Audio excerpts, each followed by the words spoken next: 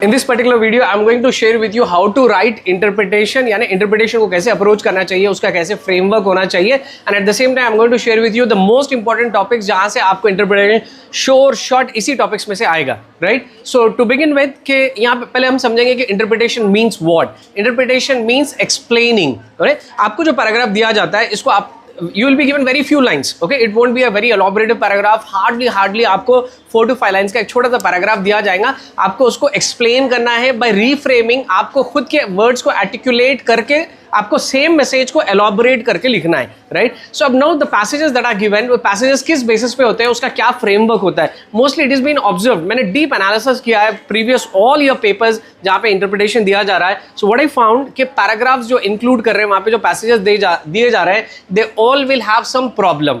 Okay, problem वाले passages दिए जा रहे हैं, यानी कि ऐसे पैसेजेस जिसके अंदर प्रॉब्लम है, उसके कॉजेज है और उसके इम्पैक्ट्स है, not the solution. Okay, solution नहीं होता है, सॉल्यूशन आपको लिखना है. I repeat again, usually the passages that are selected will have some of the other problems, some of the other issues and some causes of the same. Only few causes may be included and what is its impact, यानी उसका क्या impact है या उसका क्या consequences हो रहे हैं because of that problem. ठीक है? So now let's go with some sample. मैं common आपको general topics बता रहा हूँ कि क्या क्या इसमें include हो सकता है. Based on your textbook, maybe environmental issues यहाँ पे cover हो सकते हैं आपके passages में, जैसा कि climate change से कोई paragraph दिया जा सकता है या deforestation से, because these are the pain points. Okay, we are very much familiar with the word pain point. Okay, ये हमारे दुख की, दर्द की, तकलीफ की बात जो है, okay, जैसे कि cutting down a forest. So what is the loss if forests are cut down? So we lose the wildlife, endangered हो जाती है wildlife. Okay, it will have a lot of impact on the soil erosion. Okay, causing of rain. तो ये हमारे pain points है, right? So next, agricultural distress, that is usually farmers, small जो farmers है, peasants है, जो small land holdings रखने वाले फार्मर्स है. सो वहाँ पे क्या होगा कि प्रॉब्लम आपको क्या बताया जाएगा कि लो प्रोडक्टिविटी, यानी कि उनका एग्रीकल्चरल प्रोडक्शन प्रोड्यूस बहुत कम है. क्यों हो सकता है ये? वाइट माइट बी उसका, I mean problem is low agriculture production. Now the causes, it will be mentioned, just 1 or 2 lines will be mentioned के कॉजेज क्या हो सकते हैं. पॉसिबल कॉजेज ये है कि drought like condition, you know drought, what do you mean by drought? inadequacy or insufficient rains or no rains at all. Okay, rain नहीं हो रही है, यानी कि monsoon dependency थी, you are dependent on the monsoon, the seasonal rains, so there were no rains, or if the rains were there, they were not sufficient. Fine. So now, so अब ये problem की वजह, अब इसके causes क्या हो सकते हैं कि एक कॉजेज तो पॉसिबल ये हो गया, सो यानी कि crop failure is the problem, तो उसके लिए मानसून डिपेंडेंसी थी, राइट? सो ऑल्टरनेटिव सोर्सेज पे आप नहीं गए. ऑल्टरनेटिव सोर्सेज क्या हो सकते हैं कि underground water it could be there, it could be canal irrigation, isn't it? So इसका इम्पैक्ट क्या हुआ?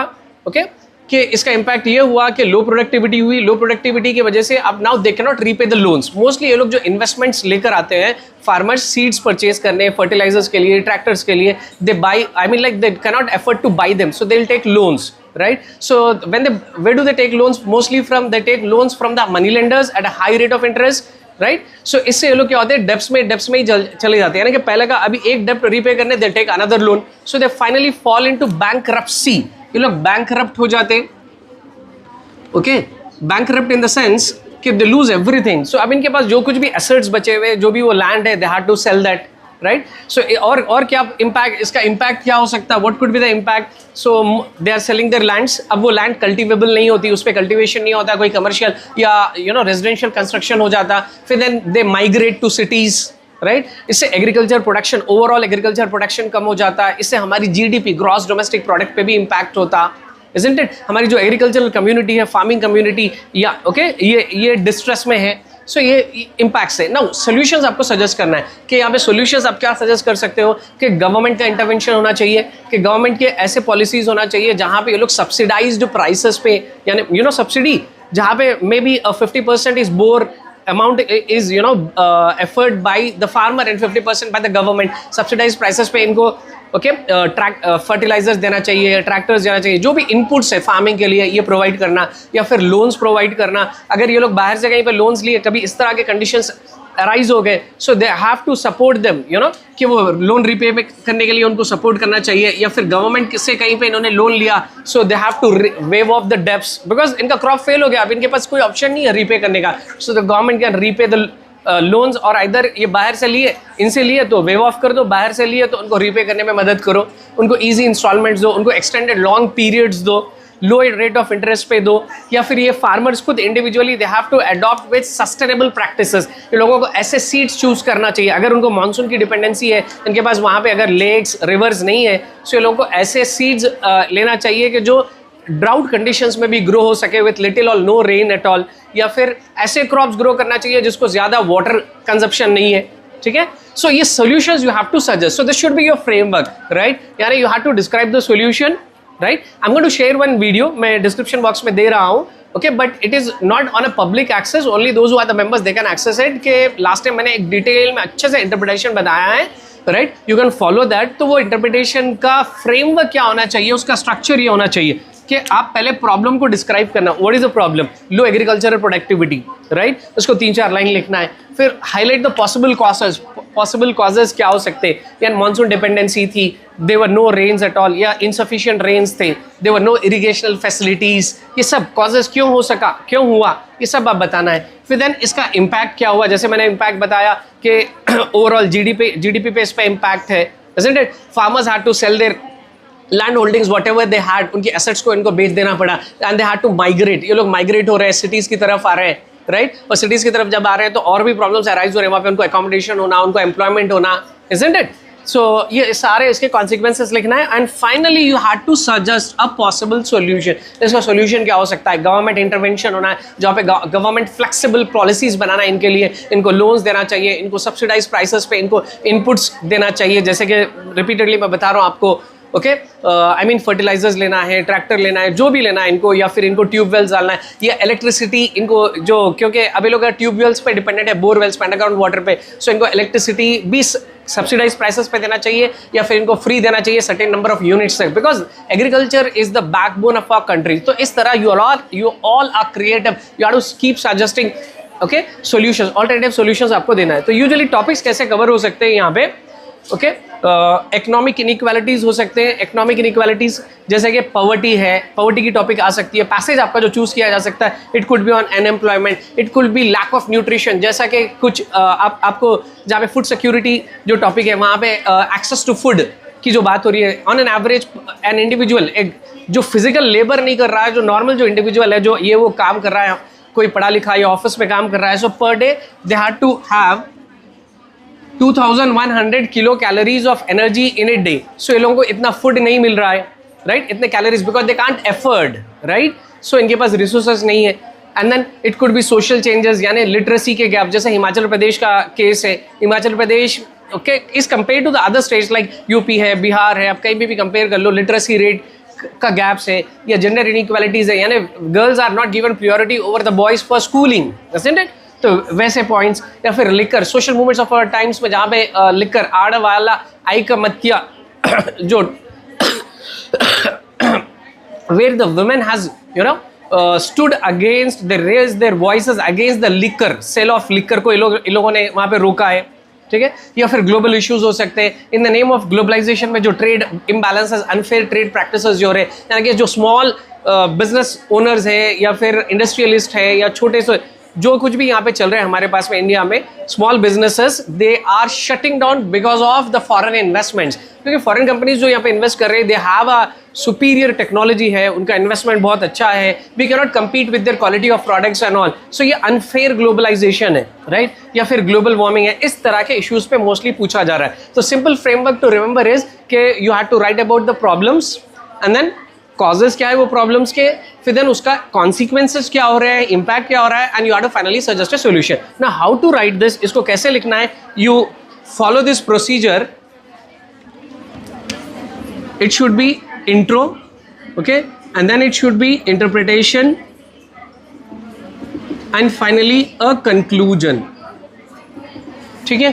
so what you have to cover in the intro is, intro में आपको क्या कवर करना है, problem, okay, you have to cover the problem, causes and its impact, not in detail। intro you all know, एक एक line लिखना है, just simple कि problem क्या है, okay, low agricultural productivity, causes due to drought, okay, droughts की वजह से, inadequacy of rainfall, insufficient rainfall, and what is the impact, they are falling bankrupt, okay, they have been a trap of bankrupt, bankruptcy. So बस एक एक line आपको intro में देना है, सॉल्यूशन यहाँ नहीं लिखना है। अब इसका डिटेल एक्सप्लेनेशन आपको इंटरप्रिटेशन में लिखना है।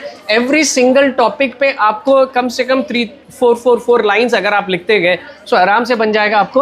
ओके, एंड देन फिर अगेन कंक्लूजन में mostly you can include the solutions what you are suggesting, right? So one such sample interpretation, I'm sharing the link in the description box. You can have it. If you don't find it, if you are not aware of how to open a description box, please reach out to me. I'll share that. And most of you may be knowing my number. You can reach out to me through this number. Fine. So I can share you the links on this number. Now I'll share you the important topics for it. Now the important topics that will be covered और mostly आपको इसी में से पूछेगा. So start with the food security.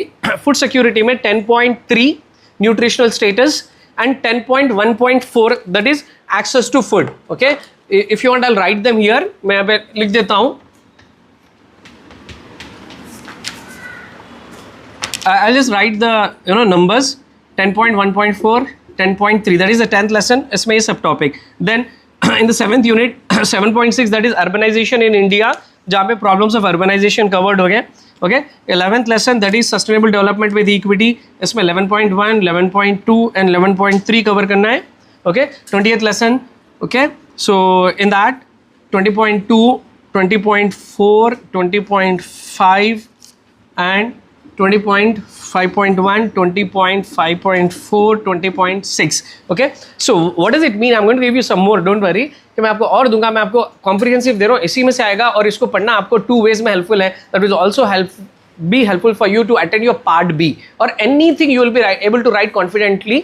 आप आराम से लिख सकते हो क्योंकि आपके पास और 2 दिन है, today and tomorrow. You can easily finish off this.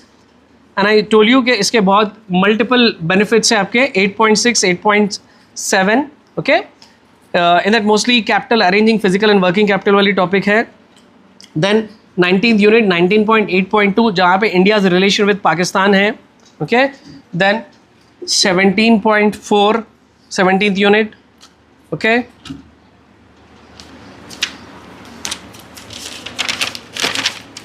and then 4th unit global warming.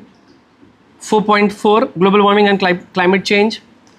5th unit water usage in Tungabhadra river basin and 5.4.2 water as a common pool resource. Then 6th population. इसमें population में देखिए आपको ये 6.3 जो sex ratio है वो पढ़ना है. उसके साथ साथ आपको 6th यूनिट जब आपका स्टार्ट हो रहा है उसमें initial first 2 paragraphs. Okay, first 2 paragraphs and then 6.3. Then 7th unit 7.7.2 rural to rural migration and then rural to urban migration, that is 7.7.3.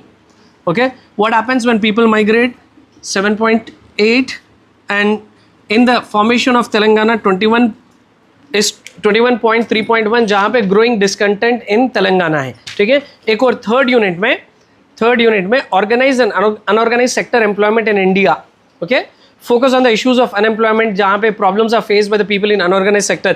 इसमें फर्स्ट पैराग्राफ है, देखिए वहाँ पे ये हेडिंग है how to create more and better conditions for employment. Okay, third unit में first paragraph में how to create and more and better conditions for employment. So kindly go through all these. So आपको इसी में से interpretation पूछेगा. आपके 10 marks का score यहीं से होने वाला है.